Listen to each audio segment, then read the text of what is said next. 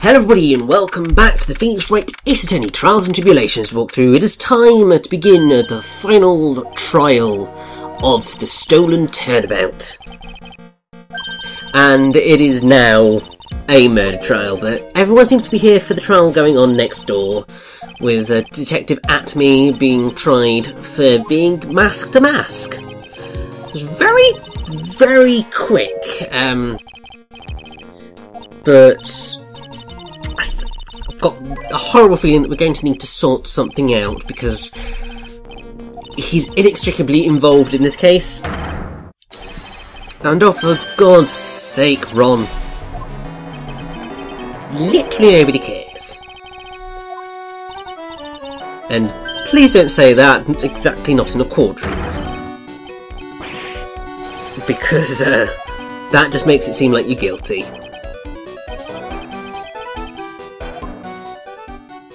And oh my days. I know I sound like Ron annoys me. He sort of does, but I love it that he annoys me because he's just that right level of being whiny and annoying to be hilarious. It's not like some of the characters in Justice for All who were just really grating. Like I seem to recall the clown. Can't remember whether I liked the clown or not, but I've just got the image in the back of my head of being really irritated by him. It's probably because I'm not a fan of clowns in general. Obviously they are terrifying. I'm not talking about like your evil killer clowns from the Halloween just gone, or you know, like It. Well, I have to say, I'm intrigued by the new movie coming out. Probably won't end up seeing it, to be fair, but I'm intrigued. But yeah, just don't like clowns. And to be fair, now that we're in court and Goddo's back, I'm not the biggest fan of coffee either. Like, love a cup of tea. Will always happily have a cup of tea, but just do not like the taste of coffee. It's bizarre. But that's just the way it goes, really, isn't it? Taste buds are weird. And, like, insanely weird. They don't make sense. And don't drink more than 17 cups, eh? Well, we'll put that one to the test in the course of this trial, I feel. And this is a bit that I was talking about, the other part of Nick remembering about me letting him testify. So, yeah, do not see the problem with this at all. Because at the end of the day, we know Ron is innocent. Because even though he hid the body, he didn't actually kill him. So if that is indeed the case and there was somebody else there, then we will be able to prove stuff. And oh my days. I mean, that would have been indeed the shortest trial ever. But yeah, Ron's just going to make this worse and worse for himself. He doesn't seem like he has the most screws going on in his head. But it's fine, because if Ron is indeed innocent, as long as he's not lying to us, we should be able to solve this quite nicely. Right. Well, all of that's quite factual. Obviously, it makes him look incredibly suspicious, because he was there at the time of the murder. And there is a motive because of the blackmail letters, which that particular one may or may not have come from Cain Bullard. But I think there's probably stuff that we can do to just break open the case to kind of prove that really there isn't that much of a motive. Because, you see, if we press a little bit further into about the blackmail letter, I think we might be able to reveal some stuff. You might want to stop right there, Mr. Delight, because that could maybe land you in a little bit of trouble. But, oh! I mean, yes, this is not looking good. And please don't say that. I mean, yes, he didn't have anything to hold over. Well, no, he might have done. You see, this is all complicated. It's the curse of blackmail. It's just like... You've got to have something pretty damn good to make use... Well, to need to use blackmail on somebody. Because sometimes people just go, yeah, make it open, I don't care. But sometimes a really good bit of dirt can indeed make people do crazy things. I mean, if you've ever watched Black Mirror, Shut Up and Dance, it's a really good episode. I really like that one from season 3, I think it is. Just because it gave me that awesome, emotionally distressed feeling of just being, well, numb at the end of it. And that entire episode is to do with blackmail and the things that people will do when they're being blackmailed. So, I mean, in general I would say watch Black Mirror, it's bloody amazing. And I would say that my favourite episode of Black Mirror is The Entire History of You. Love that one. But I did really enjoy Shut Up and Dance. And,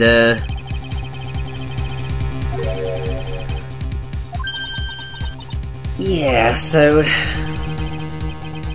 Basically, Ron's not doing himself any favours right now because he stole from the company, sold the secrets to make a big buck, which means that Cain Bullard has a very good excuse for blackmailing him. Well, for firing him, at least. But now this just doesn't add up. Because, you see, it wasn't Cain Bullard that scares him. It's clearly Desi. So, please, Ron, just make this easier for me. I'm trying to save you from death here, because you get convicted for murder, we're in trouble. Well, we're not. You are. You're dead, basically.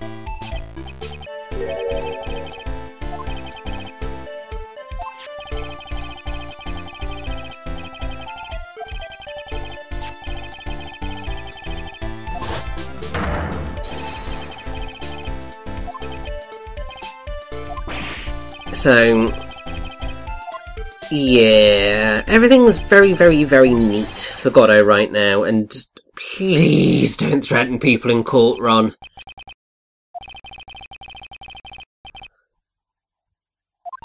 It just... ugh. And it's very frustrating because there's very little we can do right now, because everything looks like it's all sorted and that Ron is going to get convicted for murder, but no, we cannot allow this because we know Ron is innocent. And we know that somebody was there on the day of the murder, so we need more testimony. We need to know exactly what happened.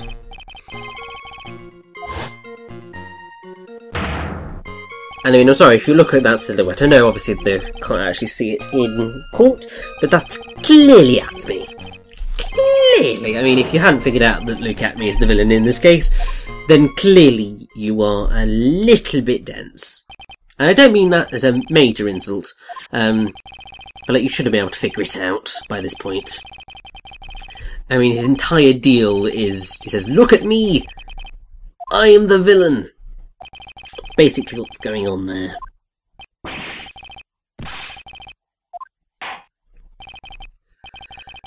And you know, it's fascinating that in both cases that we've been dealing with in the Stolen Turnabout, they both involve someone getting whacked in the head. So, interesting. But yes, time for a little bit more cross-examination. I suspect we're going to be doing quite a bit of pressing here. Although that seems fine. That's okay. You might need to tell us what that is. Be quite helpful. And oh!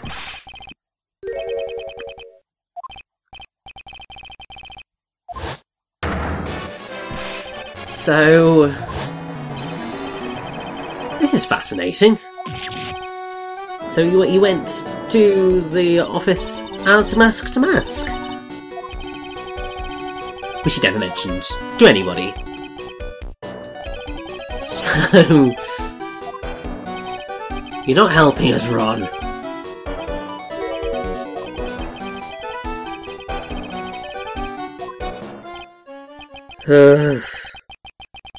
I mean, to be fair, I can be quite forgetful sometimes. Try not to be. Always try to be on the ball with everything. Plan it down to the nth degree, but sometimes you can't keep hold of everything. You juggle that many balls, and especially if you are in this type of deal, where you're on trial and you've got a lot of stress going on because you're getting tried for something you didn't do.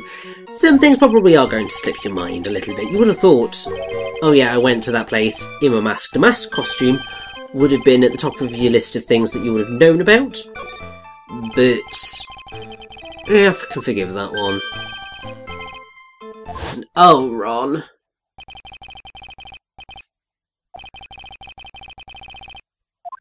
Oh, Ron!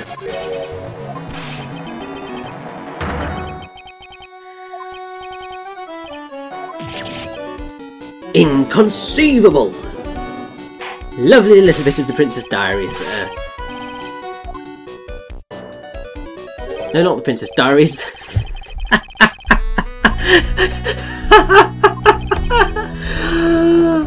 Oh dear, that's the wrong princess film. It's the Princess Bride. Oh my god, I can't believe it. You see, things slipping the mind.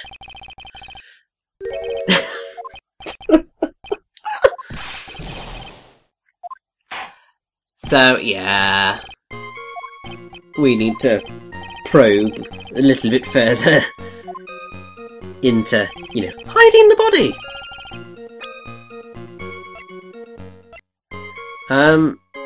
Oh. This is interesting.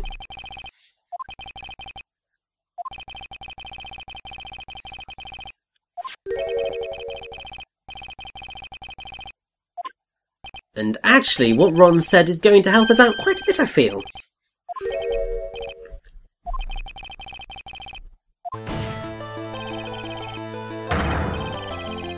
Indeed. Right, there is no reason for Ron to stick around if he knew that that buzzer had sounded. So, exactly. And he worked there, so you see, he would know about the security, and there's no way that he would have known that somebody wouldn't turn up.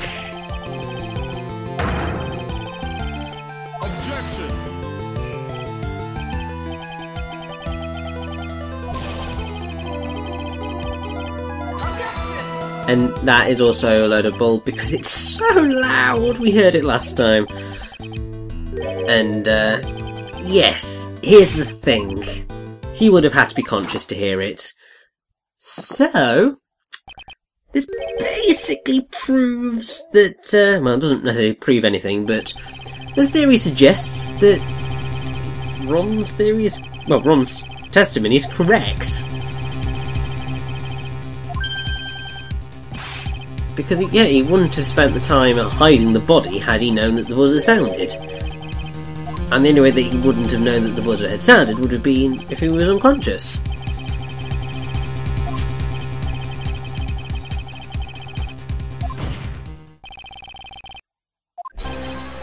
So yes, Goddo, you are cornered. Objection.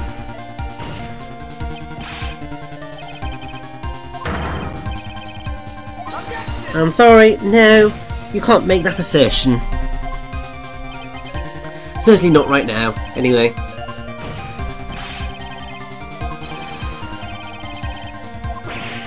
And, okay, yeah, that is a sort of possibility.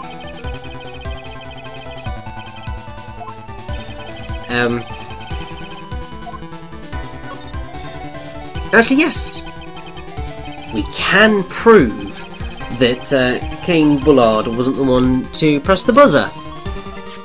And that's the buzzer itself, because there are no fingerprints on it. And I'm pretty sure that we can see that Cain Bullard didn't have any gloves on, so if he'd pressed the buzzer, he would have left a fingerprint.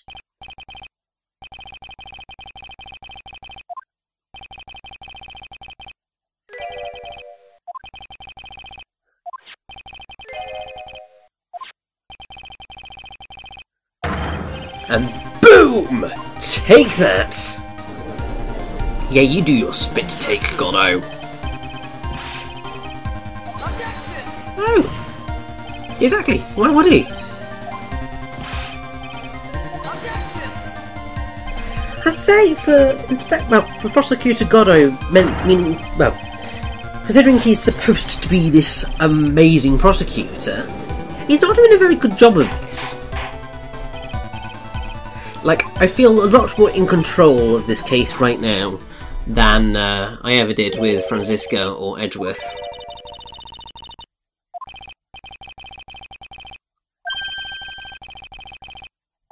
And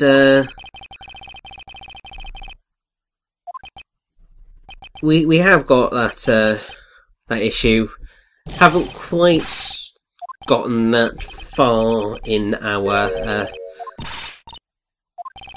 bluff, but you see, this isn't actually that hard to work out, because Mr. Delight walked in there and the killer clobbered him and then sounded the buzzer. Why would he do that?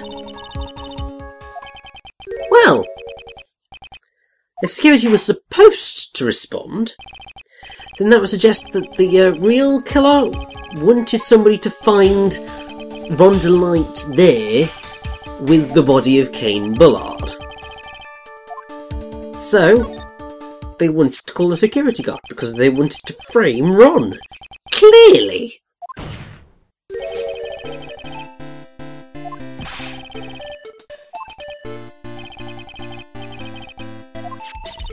So, thank God Larry was on duty, or not on duty as is actually the case. Because otherwise he would have run into a murderer at some point. And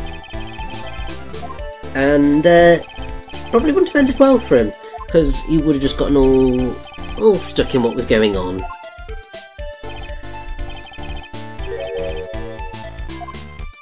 And now that we've basically got this pretty decent hypothesis, which with the testimony that we've got makes a lot of sense, suggests exactly that they wanted to frame Ron Delight for murder. And why are you looking so cool and collected again, Goddo? Oh, okay, no, spit take time. Booyah! And we've basically sort of wrapped this up quite nicely.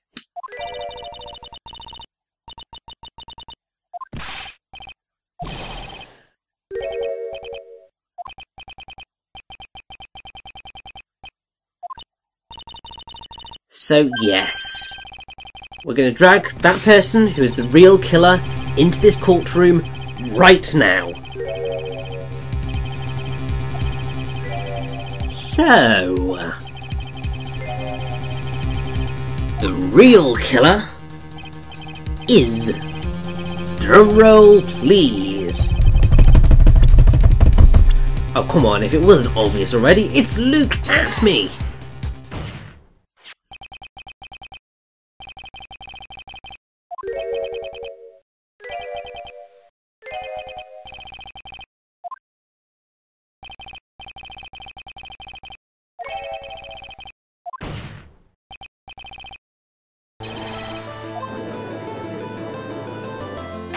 Yeah, we're gonna have to hurry pretty quickly, because otherwise, you know, the case next door's kinda gonna get wrapped up quite quickly.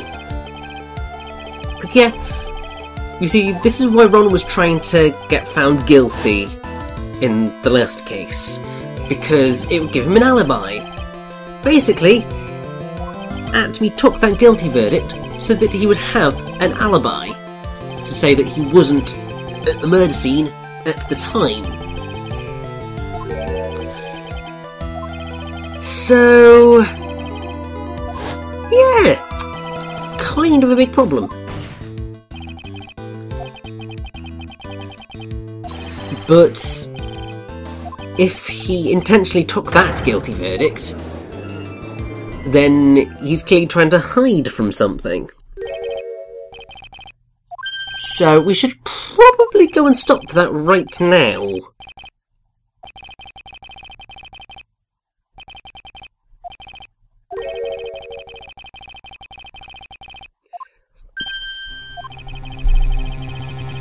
Well, we may not necessarily have proof right now.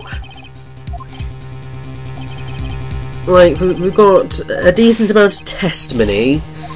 We've got the basis of logical reasoning behind us. So, and also we've got, you know, flashback visions, which essentially prove it, but we can't use that as evidence. And also, you know, we can hear Mia's voice.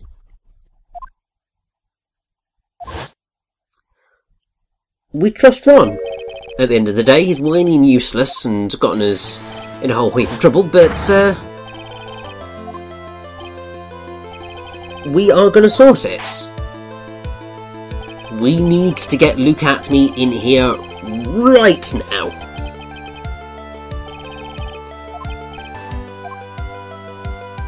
So, let's peg it on over to the other courtroom. Sorry, Winston. We've got a little bit of business going on here. We need to speak to Mr. Atme.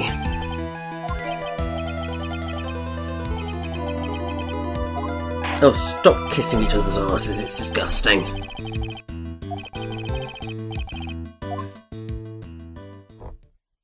Hold it!